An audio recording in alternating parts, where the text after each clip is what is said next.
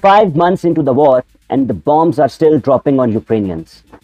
The missile strike, which Russia attacked on Mall, NATO forces called this attack a war crime, and many predicted that this will kick off a new Cold War. But actually, this Cold War has begun. NATO put 300,000 troops on a high alert. That shows you something. NATO leaders meeting in Madrid for summit. They are actually discussing about Russia and about China threats. That shows the kind of focus on China. So what is the NATO planning?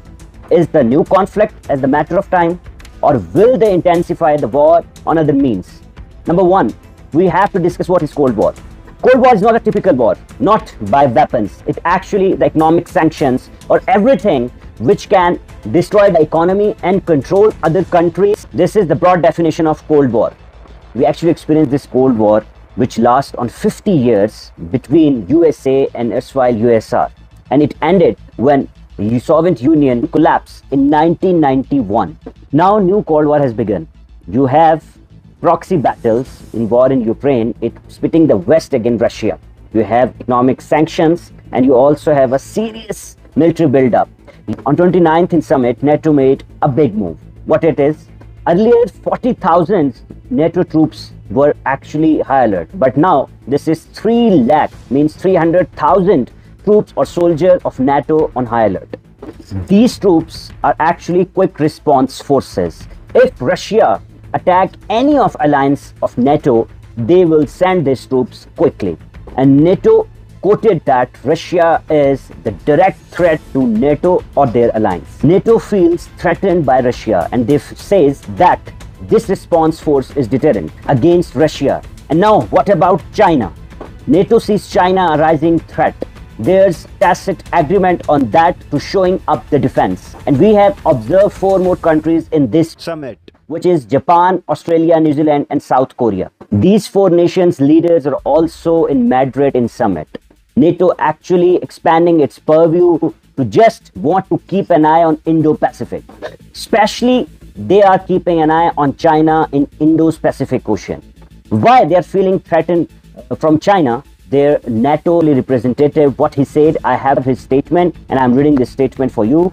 We don't regard China as an adversary, but we need to realize that the rise of China, the fact that they are investing heavily in new modern military equipment, including sealing significantly their nuclear capabilities, investing in key technologies, and trying also to control critical infrastructure in Europe. Coming closer to us makes it more important for us also to address that. And USA is more specific about China. Washington says that China's threat is actually wide-ranging. China is closing in on Europe, and NATO is roping in regional powers. It is bringing them closer to the military alliance. South Korea has made the first move. Last week, Seoul made an announcement it will set up a diplomatic mission to NATO in Brussels. The Belgian capital hosts the headquarters of the NATO. South Korea has 3 priorities: information sharing, joint military drills, and joint research. And this is what they want to do to counter the emerging security challenges. So NATO is making new friends, but can it keep the old ones together? Finland and Sweden also applied for NATO membership, but their bids have become a bone of contention because Turkey does not like the idea. Turkish president rejected the idea and met the leaders of Finland and Sweden. Before landing them in Madrid, Erdogan sent them a message. Erdogan said, when we arrive in Madrid today, we are going to have 4-way summit with Swedish Prime Minister, Finnish Prime Minister, and with the attendance of Secretary General of the NATO. NATO membership comes with its own responsibilities. If Finland and Sweden are going to be NATO member, they have to take Turkey's security concern into consideration, which has been a member for 70 years.